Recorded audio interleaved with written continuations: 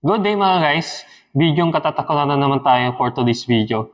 So disclaimer sa mga medyo hindi sanay sa mga ganitong video natin or mahina yung loob is kailangan may guidance kayo at ng mga nakakatanda or may kasama kayo sa bahay habang nanonood nito or may kasama kayo kasi magiging disturbance sa inyong pagtulog. So, disclaimer, credit kay Sir Goosebumps sa re-edit videos na to. So, i-reaction videos natin to. Itong video na to. Galing kay Sir Goosebumps. Let's go!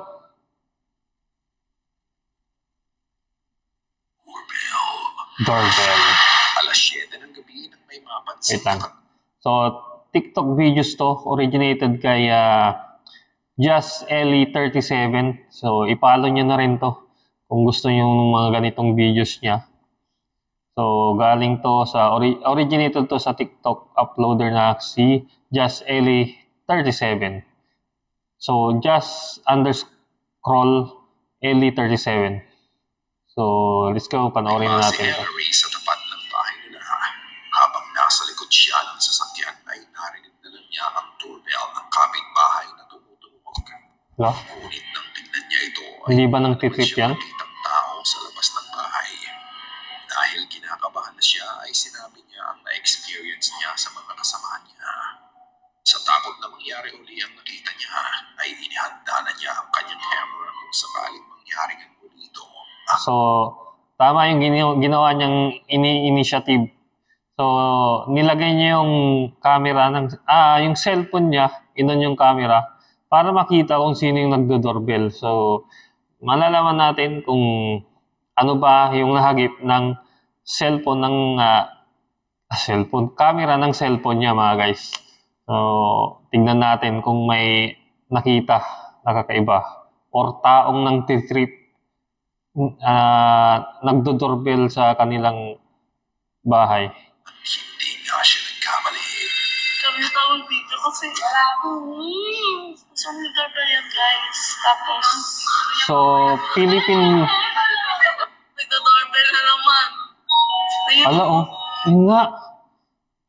May tumutunog yung doorbell. Hindi ba yan, kumbaga, may technical issues na yung doorbell nila.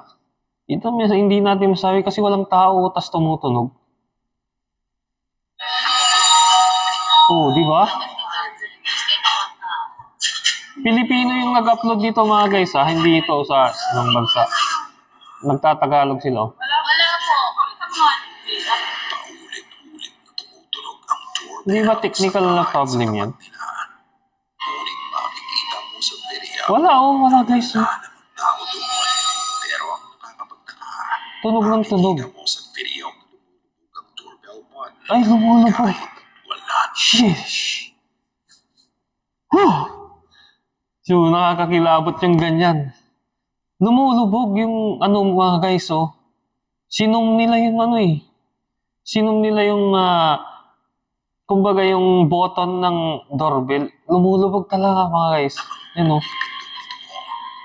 Makailang sandali nga daw ay lumabas ang may-ari ng bahay at ang Weird. pinagtitripan siya ng ilang Di ba? kabataan sa lugar. Kaya nang tanungin sila nito ay pinakita niya ang video. Nagpagkita na kami ng girlfriend ko sa personal. Sa chat na kami, unang nagkakilala. Tanungin sila nito ay pinakita niya ang video. May suspensa si Ellery kung bakit nagaganap to. So, hindi technical issues yun, kasi lumulubog yung Espiritu. button niya na walang pumipindot na tao. Kayo nagawa talaga ng espiritu ang pumipindot sa doorbell ng gabi yun. So, evidence yan mga guys. Yun nga, binidyo nila, di ba? So, evidence walang tao. Pero, tumutunog yung doorbell. Isang pinaka-ebidensya niyan is lumulubog talaga yung yung button ng doorbell nila. So, nakakakilabot yan. So, nako. Pag ganyan, pag tumutunog, may kakaibang espiritu dyan ng pumipindot. Di ba? Nakakapagtaka kasi walang tao. Oh. O maaaring may ibang dahilan pa sa mga nangyari. Nakakapagtaka may technical issues yung ganyan. Espiritu tumingawig o ito ay tila isang paniniwala lamang.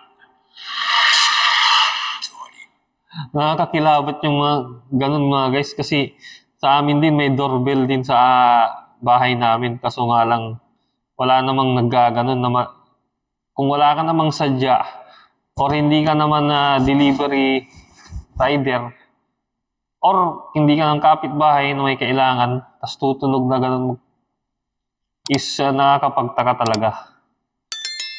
Tapos yun, no, na videohan, walang tao talaga. Weird. Weird talaga mga guys.